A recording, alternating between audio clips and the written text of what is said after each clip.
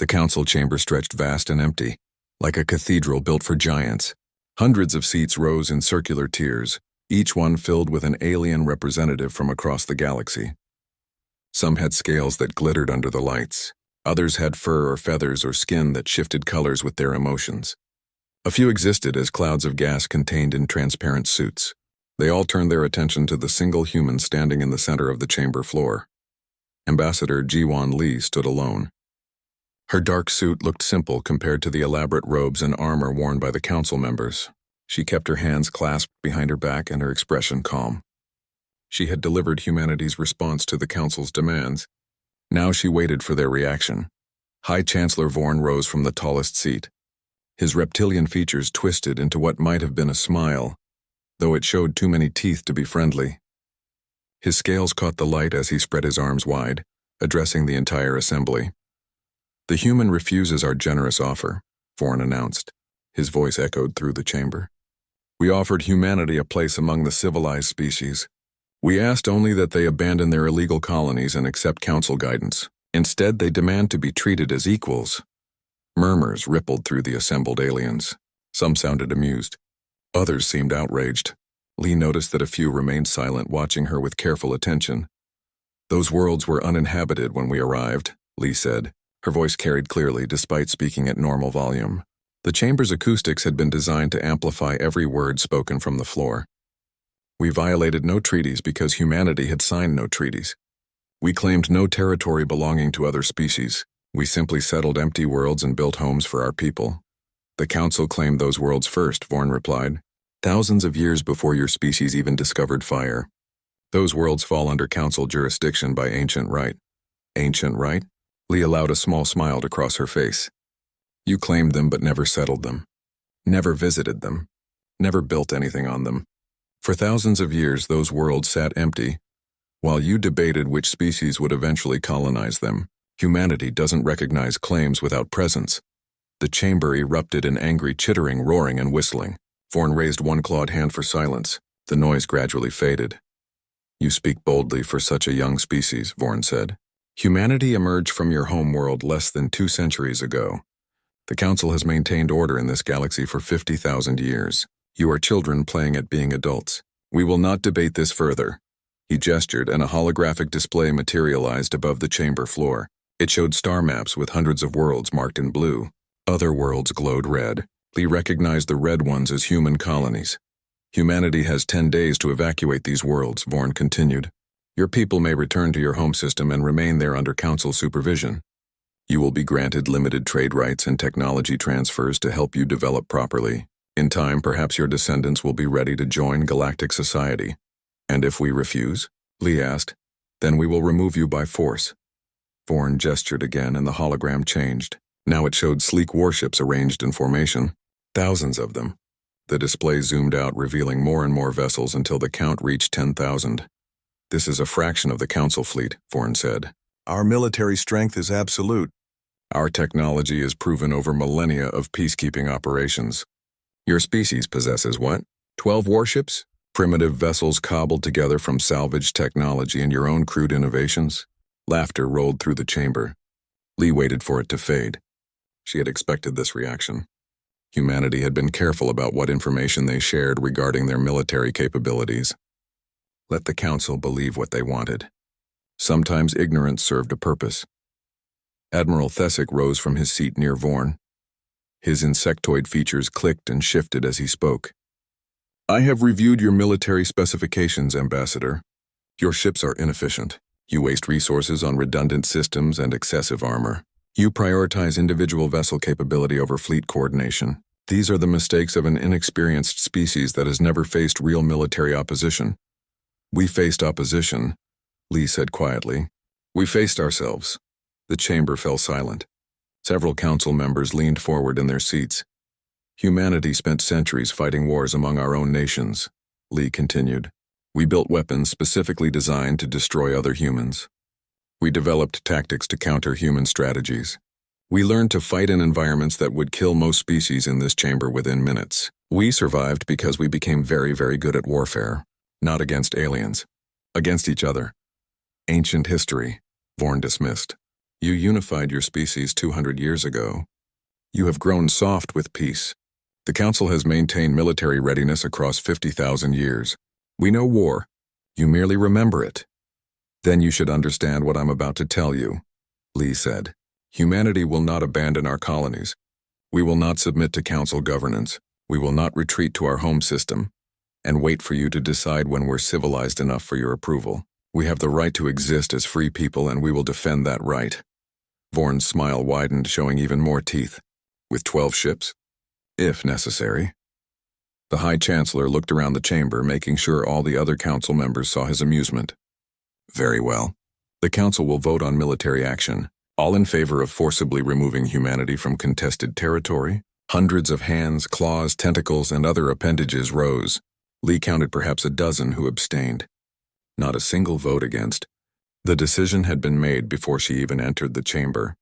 This had all been theater, a formal process to justify what the Council intended to do anyway. The motion passes unanimously, Vorn declared. Ambassador Lee, you have 10 days to evacuate your colonies. After that, the Council fleet will remove any humans remaining in contested space. You are dismissed.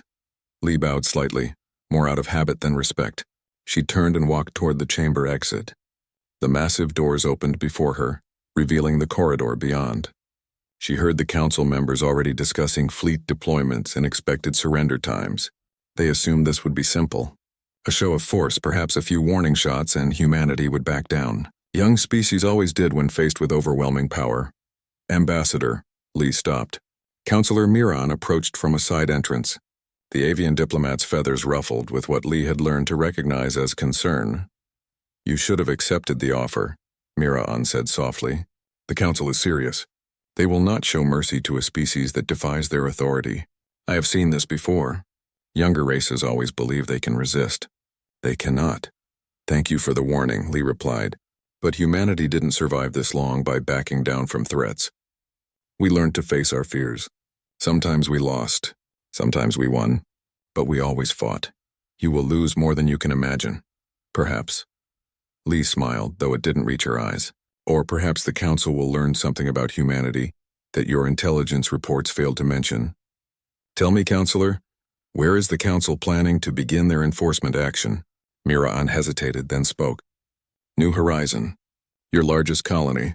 The fleet will arrive in 5 days to begin evacuation procedures. They expect full compliance within hours of arrival. New Horizon, Lee repeated. That's convenient. One of our 12 warships is stationed there. The Indomitable. Perhaps your fleet should meet her crew. It might be educational. One ship cannot stand against 300, you're probably right, Lee agreed. But then again, the Council has never fought humans before. You don't know what we're capable of when cornered. You don't know what we learned during our centuries of warfare. You don't know what 12 truly means to humanity. She walked away, leaving Miran standing in the corridor. The Counselor watched her go, feeling something she hadn't experienced in decades of diplomatic service. Doubt. The human ambassador hadn't spoken with bravado or false confidence. She had spoken with certainty, as if she knew something the Council didn't. Miran returned to the chamber, where the other Council members were already celebrating their easy victory. She said nothing, but she made a note to watch the reports from New Horizon very carefully. Something told her this confrontation would not proceed as the Council expected. Space tore open like fabric being ripped apart. 300 Council warships emerged from hyperspace in perfect formation, their hulls gleaming under the light of New Horizon's sun. The fleet spread across thousands of kilometers in a carefully planned pattern. Each ship knew its position, its role, its target. Admiral Thesic watched from the command bridge of the flagship, his compound eyes tracking every vessel on the tactical display. Status report, he ordered. All ships in position. Admiral, his tactical officer replied. Scanners are sweeping the area. We have located the human colony on the planet below, population approximately 2 million. No defensive satellites detected, no orbital weapons platforms, and their warship. The tactical officer gestured at the display. A single red dot appeared, hanging in high orbit above the colony. One vessel detected. Configuration matches their battleship class. Designation Indomitable according to our intelligence reports. No escorts. No support craft. Thesic clicked his mandibles together in what passed for laughter among his species. They sent one ship to defend 2 million colonists. Either humanity is more foolish than we believed or more desperate. He studied the human vessel on the screen. It looked crude compared to Council designs. The hull showed heavy plating rather than elegant energy shielding.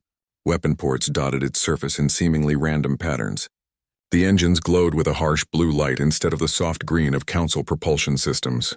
Everything about it screamed primitive technology, barely functional designs, a species still learning basic spaceflight principles. "Open a channel to the human ship," Thesic commanded. "Channel open. Admiral." Thesic spoke clearly, making sure his words would be recorded and transmitted to the Council. "Human vessel Indomitable. This is Admiral Thesic of the Galactic Council Fleet.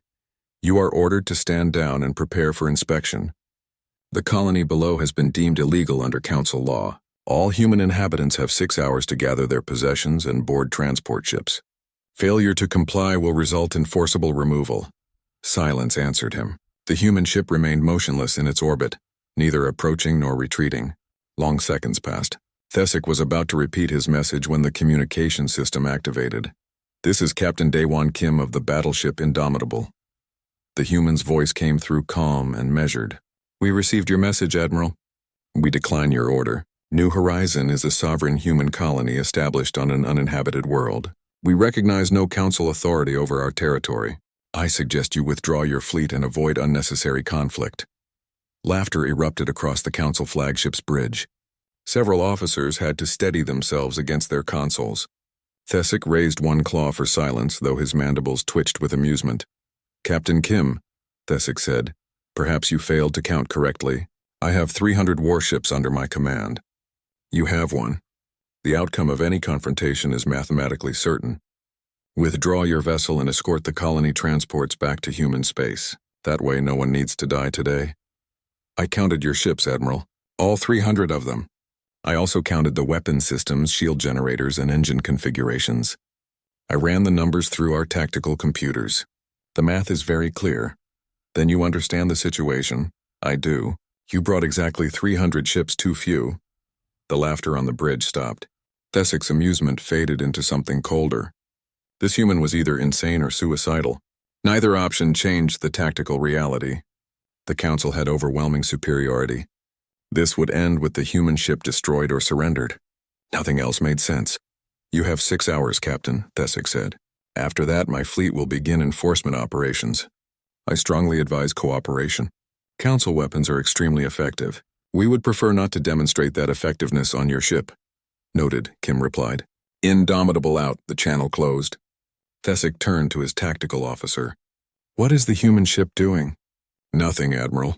It remains in its previous orbit. No change in power output. No weapons charging. No communications with the colony below. Keep monitoring. The moment they power up weapons or begin moving, I want to know." Thesic settled into his command chair and watched the timer count down. He had conducted dozens of these operations over his long career. Sometimes the target species fought back initially, testing Council resolve. They always surrendered once they saw the futility of resistance. The humans would be no different. 6 hours would pass, the evacuation deadline would expire, and Captain Kim would suddenly become very cooperative when faced with actual military action. On the Indomitable's bridge, Captain Daewon Kim stood with his hands clasped behind his back, watching the Council fleet through the main viewport. Commander Bora Choi stood at the tactical station, her fingers moving across holographic controls as she analyzed enemy positions. "They're maintaining a standard blockade formation," Choi reported. 50 ships in the forward screen, 100 spread across the middle layer, 150 in reserve at the rear. Their flagship is positioned center back, protected by the heaviest concentration of vessels. "Weapons?" Kim asked. "Energy-based primarily. Particle beams and plasma cannons. Their missiles are slower than ours but carry larger warheads. Shield strength is adequate but not impressive. Their armor is light, designed for deflection rather than absorption." Lieutenant Hana Yoon looked up from the weapons console. "Captain, I can target 43 ships simultaneously with our railguns. The kinetic impactors are ready. Point defense systems are active. All missile tubes are loaded. Hold position," Kim ordered. "Let them think we're frightened." Engineer Taeyang Park's voice came through the internal comm system. "Captain, all systems are running at optimal efficiency. Power reserves at maximum. The jump drive is charged if we need to leave quickly. The reactive armor is primed. We're ready for whatever they throw at us. Good work, Taeyang. Keep everything hot. This won't last long once it starts. Kim walked to the tactical display and studied the enemy formation. He had fought in simulations against odds this bad before. Every human officer trained extensively in impossible scenarios, learning to maximize damage even in losing situations. But this wasn't a simulation, and the odds weren't quite as bad as Admiral Thesick believed. The Council had numbers. They had experience maintaining peace among cooperative species. What they didn't have was experience fighting enemies who refused to cooperate. They didn't understand that humanity built its warships with a specific philosophy in mind. Every system had backups. Every weapon could operate independently. Every crew member trained for worst-case scenarios. The Indomitable wasn't designed to fight alongside a fleet. It was designed to fight alone, survive alone, and win alone. How much time left? Kim asked. 5 hours and 43 minutes, Choi answered. Wake me when we hit 30 minutes. I'll be in my quarters reviewing the tactical data. Choi turned to look at him. You're going to rest? No. Kim smiled slightly. Commander, in 30 minutes we're going to be very busy for a very long time. I suggest the rest of you rotate through breaks as well. Eat something. Check your gear. Use the bathroom. Do whatever you need to do, because once this starts, we don't stop until it's finished. He left the bridge. The crew watched him go, then looked at each other. Yoon spoke first. The captain seems very calm for someone about to fight 300 warships. He's always calm, Choi replied. That's why he's the captain. Now take his advice. Rotation break starting now. You first, Yoon, get some food. You're going to need steady hands. The hours crawled past. The Council fleet maintained its position, waiting patiently for humanity to see reason. The colonists below went about their daily routines, trusting their military to handle the situation. And the Indomitable hung silently in space, gathering its strength like a predator before the strike. When the timer reached 30 minutes, Kim returned to the bridge. He looked refreshed, alert, ready. Choi stood and offered him the command chair. He took it and studied the displays. Any changes in their formation? He asked. None. They're very confident. 10 ships have moved slightly forward, probably preparing to fire warning shots when the deadline expires. Warning shots, Kim repeated. They still think this is about intimidation. What do you want us to do, Captain? Yoon asked from the weapon station. Kim watched the timer count down. 20 minutes. 15. 10. The Council ships began moving into firing positions, elegant and graceful, following patterns established over thousands of years of peacekeeping. They had done this so many times before. Show force, demand compliance, receive surrender. Simple, effective, proven. 5 minutes remaining. The forward Council ships charged their weapons. Energy signatures bloomed on the Indomitable sensors. They would fire exactly on schedule, precise and professional, putting a few spectacular but harmless shots across the human ship's bow. Then they would wait for Captain Kim to acknowledge reality and withdraw. The timer reached 0. 10 Council ships fired simultaneously, their particle beams converging on point several kilometers from the Indomitable's position. The beams lit up space with brilliant colors, a display of power designed to impress and intimidate. The shots passed harmlessly by the human battleship. The Indomitable moved. It didn't accelerate the way Council ships did, building speed gradually over several seconds. It simply went from stationary to combat velocity instantly, as if reality had blinked and repositioned the battleship several thousand kilometers forward. The acceleration should have crushed the crew into paste. Instead, the ship crossed half the distance to the forward Council squadron in the time it took Admiral Thesick to process what he was seeing. Evasive action, someone screamed on the Council command channel, too late. The Indomitable's railguns fired. No energy weapons that gave warning with charging cycles. No missiles that could be tracked and intercepted. Just solid metal slugs accelerated to a significant fraction of light speed, crossing space faster than the Council sensors could register the launch. The first Council ship died before its crew knew they were under attack. The kinetic round punched through its forward shield, through its hull, through its reactor core, and out the other side. The ship exploded in a brief flash of light and heat, becoming debris in less than a second. 4 more ships followed in the next 3 seconds. The Indomitable fired with mechanical precision, each shot targeted at a different vessel, each impact perfectly placed to cause catastrophic damage. Metal-pierced shields that were designed to deflect energy weapons but had no defense against solid matter, moving at such impossible speeds. "Return fire," Thesic ordered. His mandibles clicked frantically as he tried to understand what was happening. "All forward ships target that vessel." The remaining ships of the forward squadron scattered, abandoning their formation in panic.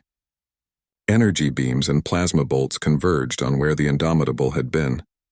The human ship was no longer there. It had moved again, that impossible acceleration carrying it to a new position. More railgun rounds streaked out. 3 more council ships exploded. 2 others took crippling hits to their engine sections and began tumbling out of control. On the Indomitable's bridge, Lieutenant Hana Yoon worked her weapons console with calm efficiency. She didn't need to aim manually. The targeting computer tracked every council vessel simultaneously, calculating trajectories and impact points faster than any biological mind could follow. She simply selected targets and fired, trusting the system to handle the details.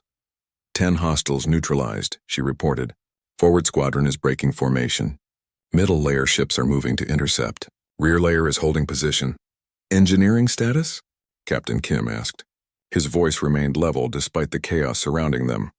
"All systems nominal," Park replied through the comm. "Inertial dampeners holding at 98% efficiency. Power consumption is high but sustainable. Railguns are cycling normally. We can maintain this pace indefinitely." Commander Choi studied the tactical display. "They're trying to box us in. 100 ships converging from multiple vectors. They're learning. Show them we learn faster," Kim said. "Deploy countermeasures." The Indomitable released clouds of metallic chaff, each particle coated with materials that reflected sensor waves and absorbed energy weapon fire. The chaff spread in expanding spheres, creating zones of confusion where the council scanners saw everything and nothing simultaneously. Ships vanished from sensors, reappeared in wrong positions, multiplied into phantom targets. The carefully coordinated council attack lost its coordination as ships hesitated, unsure which targets were real. The Indomitable used that hesitation. It accelerated again, moving through the chaff clouds like they weren't there. Its own sensors used different wavelengths, seeing clearly where the council ships were blind. More railgun rounds fired. More council vessels exploded or took crippling damage. The debris field grew, adding to the confusion. "They're firing blind," a council officer reported to Thesic. "Our sensors can't penetrate whatever they deployed." Recommends pulling back to regroup. "Negative," Thesic snapped. "We have overwhelming numbers. Saturate the area with fire. They can't dodge everything." 100 council ships opened fire at once, filling space with energy beams and plasma bolts. The barrage was spectacular, lighting up the darkness with enough firepower to vaporize a small moon. Surely nothing could survive that much concentrated fire. The council officers watched their displays, waiting for confirmation that the human ship had been destroyed. The Indomitable emerged from the fire unscathed. Its shields had absorbed what little energy reached it. Most of the council shots had missed entirely, their targeting thrown off by the chaff and debris. The few hits that landed had splashed harmlessly against armor, designed to withstand much worse than energy weapons. Humanity had tested their warships against nuclear weapons, kinetic strikes and experimental weapon systems that had never been deployed in actual combat.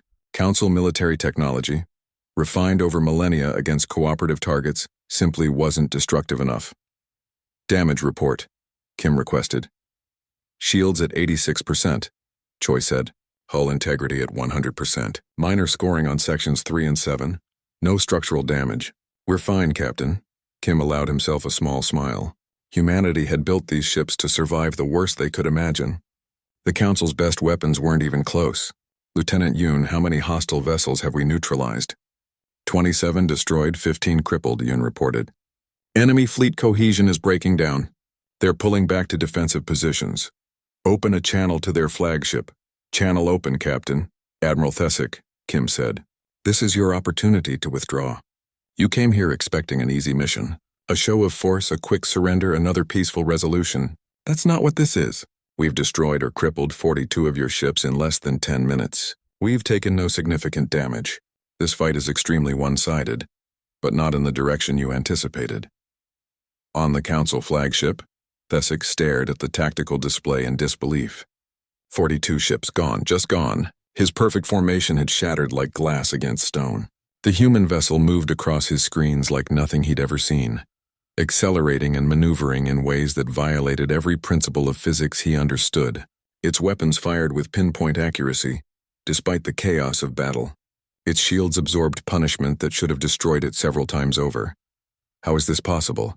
he whispered. High Chancellor Vorn's image appeared on the command screen, transmitted from the Council homeworld light years away. "Admiral, report. Why are you withdrawing your forward elements? Why have so many ships gone offline?" Thesic couldn't find words. How could he explain? How could he tell the Council that everything they believed about human military capability was wrong? That one ship had gutted his squadron? That centuries of military doctrine had proven useless against an enemy that fought with such brutal efficiency? The humans, Thesic finally managed. Their technology. It's not primitive. It's not crude. They've been hiding what they can do. That ship, High Chancellor, that ship is beyond anything in our fleet. Its weapons penetrate our shields. Its own shields absorb our fire. It accelerates at speeds that should kill the crew. It targets multiple vessels simultaneously with perfect accuracy. We need reinforcements. You have 300 ships, Vorn roared. You face one. This is unacceptable. High Chancellor, with respect, we need to reconsider our approach. This human captain is offering terms. Perhaps we should... Terms? The Council does not negotiate with rebellious species. You will complete your mission, Admiral. You will remove those colonists and destroy that ship. Use whatever force is necessary. Do not contact me again until you have succeeded. The connection terminated. Thesic looked at his tactical officer. The insectoid's antenna drooped. Admiral, if we press the attack with all remaining ships, we might overwhelm them through sheer numbers. But losses will be catastrophic. How catastrophic? 30% minimum. Possibly 50%. Possibly more. Thesic thought about those numbers. Losing half the fleet to destroy one enemy vessel. The Council would see it as acceptable. They would call it a lesson to other species about the cost of defiance. They wouldn't care about the crews who died, the families who lost loved ones, the years required to rebuild. They only cared about maintaining their authority. But Thesic had seen what that one human ship could do. He had watched it dismantle trained crews operating proven technology. He had watched it fight with a precision and brutality that spoke to centuries of hard-won experience. The humans had claimed they mastered warfare through fighting each other. He believed them now. "Prepare all ships for coordinated assault," he ordered. "We attack with everything simultaneously. No more testing, no more probing. We commit fully." "Yes, Admiral." Thesic opened a channel to the Indomitable. Captain Kim's face appeared on screen, calm and patient. "You've made your point, Captain," Thesic said. "Your ship is formidable. But I have 258 vessels remaining. You cannot destroy them all before one gets through. This ends with your ship reduced to atoms. Withdraw now. Live to fight another day." Kim studied the Admiral for a long moment. Then he smiled. "Admiral, you're absolutely right. I can't destroy all your ships, but I don't need to. I just need to show you something." "Show me what?" "That we are not alone." 11 hyperspace windows tore open simultaneously. The effect was dramatic, reality splitting along precise mathematical lines that spoke to careful calculation and perfect timing. Admiral Thesic watched in growing horror as warship after warship emerged from those glowing rifts. Each one matched the Indomitable's configuration exactly. Each one took position in a practiced formation that surrounded the Council fleet. Each one waited silently, weapons charged, shields active, ready. "How many?" Thesic whispered. His tactical officer's voice shook. 11 additional vessels, Admiral. 12 human warships total, all matching the capabilities we observed from the first one. They're positioned at optimal firing solutions. We're surrounded." The bridge fell silent except for the quiet hum of systems and the occasional beep from consoles. Every officer stared at the tactical display, watching those 12 red dots arrange themselves in a formation that turned the Council's numerical advantage into a death trap. The humans had positioned their ships perfectly. No matter which direction the Council fleet moved, they would expose their flanks to multiple human vessels. No matter how they maneuvered, they were already in range of those devastating kinetic weapons. "Contact High Chancellor Vorn," Thesic ordered. Immediately. While the communication connected, Thesic studied the human ships. Intelligence reports had claimed humanity possessed 12 warships total. The Council had dismissed them as insignificant. 12 vessels couldn't project power across interstellar distances. 12 ships couldn't defend multiple colonies. 12 warships were barely enough to patrol a single system, let alone challenge an empire of 10,000 worlds. Except the Council had been thinking about it wrong. Humanity hadn't spread their military strength thin across their territory. They had concentrated it into these 12 platforms. Each ship represented not just a warship, but an entire military philosophy compressed into a single devastating package. The Council built thousands of adequate ships. Humanity built 12 perfect ones. High Chancellor Vorn appeared on screen, his scaled features twisted in anger. "Admiral, explain why I'm seeing reports that more human ships have arrived. Your intelligence briefings claimed they only had one vessel at New Horizon." "The intelligence was correct, High Chancellor. They did have one ship here. Now they have 12. All 12 of humanity's warships are present. They were hiding somewhere close waiting for us to commit our forces. Then destroy them. You still have numerical superiority. High Chancellor, we've already lost 42 ships to one human vessel. According to our tactical analysis, if we engage all 12, we'll lose at least half our fleet, possibly more. These ships are far more advanced than we believed. Their weapons penetrate our defenses. Their shields withstand our attacks. Their crews operate with precision we cannot match." Vorn leaned forward. "You're telling me that 12 ships can defeat 300? I'm telling you that attempting to destroy these 12 ships will cost us more than we can afford. Even if we succeed, the victory will be Pyrrhic. We'll lose too many vessels to maintain security in other sectors. And High Chancellor, we won't succeed. These humans know how to fight. They've been preparing for this confrontation since before they left their home system." Before Vorn could respond, another image appeared on screen. Councillor Miraan spoke quickly. "High Chancellor, I've completed analysis of the combat data from the initial engagement. The humans are using tactics that suggest extensive experience with void combat. Their targeting patterns, their use of kinetic weapons, their deployment of countermeasures, everything indicates they've fought battles like this many times before. Not in space, perhaps, but the principles translate. They know exactly what they're doing. Against each other," Vorn said bitterly. "Ambassador Lee warned us. She said humanity spent centuries fighting wars among themselves. We dismissed it as ancient history. We were wrong." A communication request came through from the Indomitable. Thesic looked at Vorn, who nodded. Captain Kim's face appeared alongside the council members. "High Chancellor Vorn," Kim said. "Admiral Thesic, thank you for accepting my call. I believe we need to discuss the current situation." "You planned this," Vorn accused. "You stationed one ship here as bait.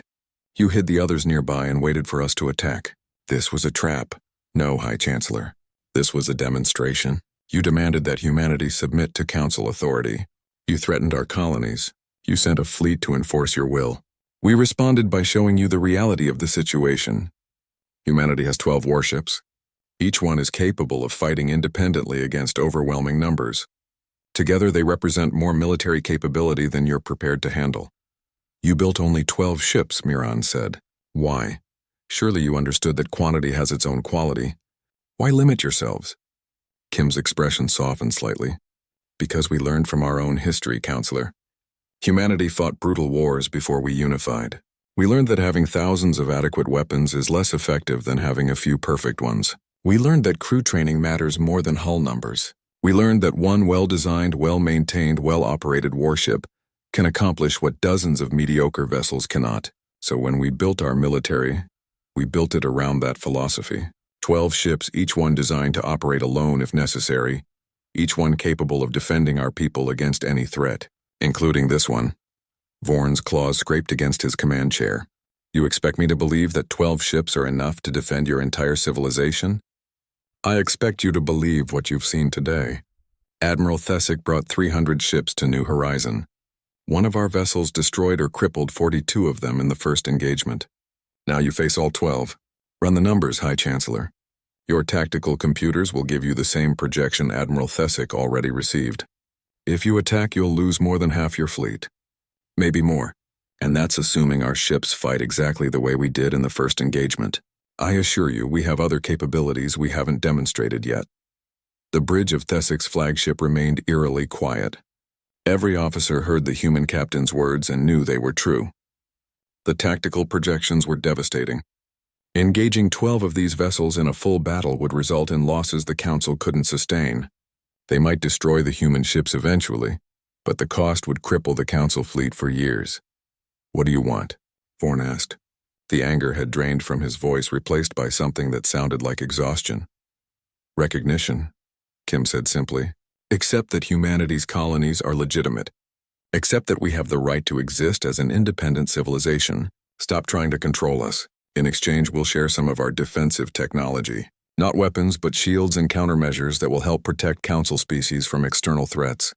We don't seek conquest, High Chancellor.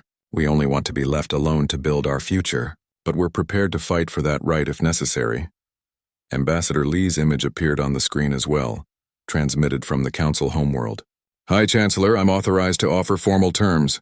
Mutual recognition of territorial claims, non-aggression agreements, technology sharing for defensive purposes only, trade relationships under fair terms, everything the Council claims to stand for.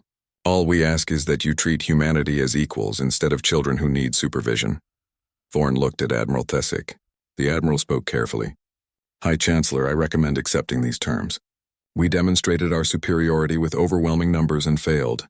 Continuing this confrontation will cost us resources we cannot spare. The humans are offering a peaceful resolution. I strongly suggest we take it." "The Council doesn't negotiate from weakness," Thorne said. "Then negotiate from wisdom," Mira-An interjected. "We made a mistake, High Chancellor. We underestimated humanity because they're young and small. We assumed they would be easy to control. We were wrong. Admitting that mistake and adjusting our approach isn't weakness. It's intelligence. It's exactly what we claim the Council stands for." Long seconds passed. Thorne stared at the tactical display showing the 12 human warships in perfect formation around his fleet. He thought about the 42 ships already lost. He thought about the centuries of Council dominance and authority. He thought about what would happen if word spread that the Council had been forced to retreat from a confrontation with a species barely 200 years old. Then he thought about what would happen if he ordered the attack. The losses would be catastrophic even in victory. Other species would see the Council as weakened. Pirates and rebels would grow bold. The carefully maintained peace would crack. All because his pride couldn't accept that humanity had earned their place through strength. "We will need time to discuss these terms," Thorne said finally. "Admiral Thesick, withdraw the fleet to a neutral position. Captain Kim, you have my word that we will not attack while negotiations proceed. Ambassador Lee, prepare formal documentation of your proposals. The Council will convene to review them." "How long?" Lee asked. 3 days. We'll provide our response within 3 days. Kim nodded. "Acceptable. The human fleet will maintain current positions until we hear from you. We hope this ends peacefully, High Chancellor. War serves no one's interests." The Council chamber looked different 3 days later. The seats were still filled with representatives from hundreds of species, but the atmosphere had changed. The confidence and superiority that usually filled the space had been replaced by something more cautious, more thoughtful. The confrontation at New Horizon had shaken assumptions that had stood for 50,000 years. Ambassador Ji-Wan Lee stood in the center of the chamber floor again. This time she wasn't alone. Holographic projections showed the 12 human battleships still positioned around the Council fleet at New Horizon. A constant reminder that humanity's military strength wasn't just words or bluffs. It was real, proven, and currently aimed at the Council's finest warships. High Chancellor Vorn rose from his seat. His movement seemed slower than before, more deliberate. The past 3 days had aged him. Lee suspected he hadn't slept much, dealing with outraged Council members, reviewing tactical reports, and trying to find a way forward that preserved Council authority without triggering a war they couldn't win. "Ambassador Lee," Vorn began, "the Council has reviewed humanity's proposals. We have analyzed the combat data from New Horizon. We have consulted our military advisors, our technology experts, and our diplomatic corps. What we learned has forced us to reconsider our initial assessment of your species." He paused, clearly uncomfortable with what he was about to say. "Humanity is not what we believed. Your civilization is young, yes, but your capabilities are formidable. You approached military development from a unique perspective, informed by your history of internal conflict. The result is a small fleet with capabilities that rival or exceed our own despite our technological advantage in most other areas." Murmurs rolled through the chamber. Some sounded approving. Others clearly disagreed with Vorn's assessment. Lee remained silent, letting him continue. The Council faces a choice, Vorn continued. We can insist on our original demands and risk a conflict that will cost thousands of lives and hundreds of ships. Or we can recognize that humanity has earned, through demonstration of strength, the right to exist as an independent civilization.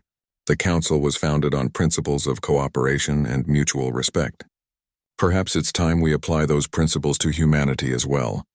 He gestured, and a holographic document appeared above the chamber floor. Lee recognized it as the treaty proposal she had submitted. The Council accepts humanity's terms with minor modifications. We will recognize human colonies as legitimate sovereign territory. We will cease all claims to worlds currently inhabited by your people. In exchange, humanity will share defensive technology to help protect Council species from external threats. Both parties will establish diplomatic relations and agree to non-aggression pacts. The modifications? Lee asked. We require that humanity agree not to expand into additional Council-claimed territory without negotiation. We require regular diplomatic communication to prevent future misunderstandings. And we require that the defensive technology transfers include full documentation and training support. The Council will not accept partial measures. Lee had expected these terms. They were reasonable, actually. The Council needed something to show their members that they hadn't simply surrendered. These modifications gave them that without compromising humanity's core interests. I accept these modifications on behalf of humanity, Lee said. We never intended to claim Council territory anyway. Our expansion has always focused on uninhabited worlds. Regular diplomatic communication serves everyone's interests, and we're happy to provide complete documentation for any defensive systems we share. We want those systems to work properly. Vorn nodded. Then we have an agreement. The treaty will be formalized and signed within 1 week. Ambassador, humanity is hereby recognized as a sovereign civilization with all rights and privileges that entails. Welcome to the galactic community. The chamber erupted in discussion. Most species seemed relieved that war had been avoided. A few looked angry that the Council had backed down, but none could argue with the basic logic. Humanity had proven they could defend themselves. Forcing the issue would cost more than anyone wanted to pay. Counselor Mira-On approached Lee after the formal session ended. You knew they would accept, the avian diplomat said. You were never worried. I was worried, Lee admitted.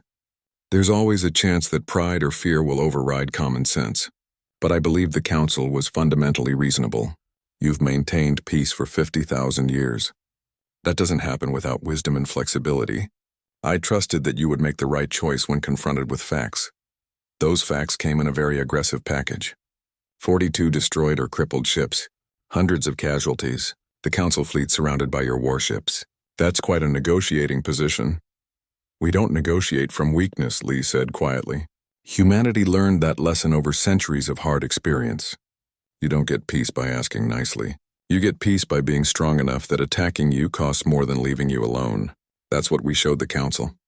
Not that we wanted war, but that we could survive it. Once you knew that, once you understood the real cost of trying to force us into submission, negotiation became possible.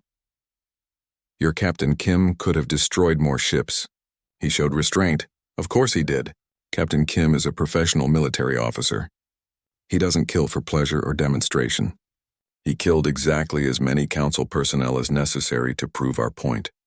No more, no less. That restraint is also a message. We're dangerous, but we're not mindless. We know when to fight and when to stop. Mira-On's feathers ruffled. I think the Council learned more about humanity in 3 days than in the previous 50 years of contact. We're going to be much more careful in the future. Good, Lee said. Careful is better than arrogant. Careful means fewer misunderstandings, fewer conflicts, more productive relationships. That's what humanity wants. Back at New Horizon, the 12 human battleships prepared to depart. The Council fleet had already withdrawn to a safe distance, no longer attempting any kind of blockade.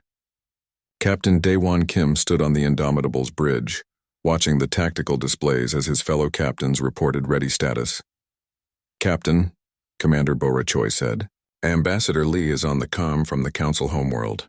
She says the treaty has been accepted. We won. We didn't win, Kim corrected gently. We avoided losing. There's a difference. Winning would have required destroying the Council fleet. That would have made enemies we don't need and cost lives on both sides. What we did was demonstrate capability while offering a path to peace. That's not winning. That's diplomacy backed by strength. The crew is calling it a victory anyway, Choi said with a small smile. Let them. They earned it. Lieutenant Yoon, you performed brilliantly at the weapons station. Engineer Park, your systems never faltered under extreme stress. Commander Choi, your tactical analysis was perfect. All of you demonstrated exactly what humanity is capable of when properly trained and equipped. You should be proud. Lieutenant Hana Yoon looked up from her console. Captain, what happens now? Do we go home? Do we stay here? We disperse, Kim said. Back to our assigned patrol zones. The Council knows we have 12 ships now. They know what each ship can do. They'll think very carefully before threatening any human colony again. But we can't keep all 12 vessels in one place. We need to maintain coverage across human space. The Indomitable will remain at New Horizon for another month, just to make sure the treaty implementation goes smoothly. Then we'll rotate to our next assignment. Do you think we'll have to fight them again? Yoon asked. No, Kim said confidently. The Council isn't stupid. They make mistakes sometimes, like underestimating us. But they learn from those mistakes. They learned that humanity is stronger than they believed. They learned that we're willing to fight for our independence. And most importantly, they learned that we're also willing to negotiate fair terms. That combination of strength and reasonableness is what builds lasting peace. They won't forget this lesson. One by one, the other 11 battleships activated their hyperspace drives and vanished. They would return to their patrol routes, watching over human colonies, ready to respond to any threat. The Council would see them occasionally, these powerful vessels moving through space alone, confident in their capability to handle whatever they encountered. Each sighting would remind the Council of what happened at New Horizon. Each reminder would reinforce the lesson. The Indomitable remained in orbit, a silent guardian over New Horizon. Down on the planet's surface, 2 million colonists celebrated. They had been hours away from forced evacuation, their homes and dreams threatened by the overwhelming power of the Galactic Council. Now they were safe. Now they were recognized. Now they could build their future without fear. Commander Choi stood beside Kim, looking at the planet below. We changed everything, didn't we? Before this week, the Council saw humanity as children who needed guidance. Now they see us as equals, maybe even as threats. We gave them perspective, Kim replied. They spent 50,000 years at the top of the galactic hierarchy. They forgot what it's like to face a peer competitor. We reminded them. That's healthy for them, actually. Monopolies breed complacency.